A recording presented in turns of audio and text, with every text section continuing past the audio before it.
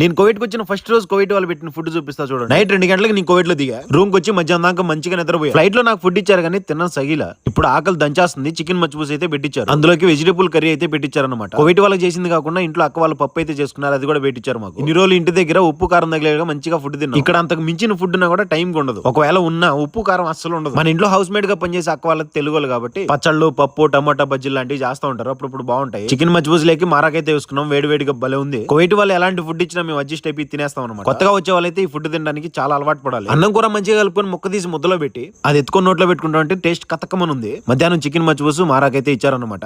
First రోజే duty పడింది, వెళ్ళొచ్చేసరికి night 11:50 అయిపోయింది. కోవిడ్ వాళ్ళు మంచిగా పట్టంలో అన్నం కట్టించారు. ఇందులో ఏముందో నాకు కూడా తెలియదు, ఓపెన్ చేయాలి. వాసన ఊపిరితిత్తులేకి దట్టేస్తుంది. రుబియాన్ మూవీస్ పచ్చి రోజులతో చేసిన అన్నం. ఇక్కడ టైమింగ్స్ తో పని ఉండదు, ఏ టైంకి ఫుడ్ పెడితే ఆ టైం ఫుల్ గా తినేస్తాం. ఇదే ఈ రోజు నుంచి మన లైఫ్. ప్రతి దానికి అడ్జస్ట్ అయిపోతూ ఒక 1 year బాగా గడిపేయాలి. మీకు 2 ఫుడ్ ఐటమ్స్ ఏది ఇష్టమో కామెంట్ చేసి please like and subscribe. Bye.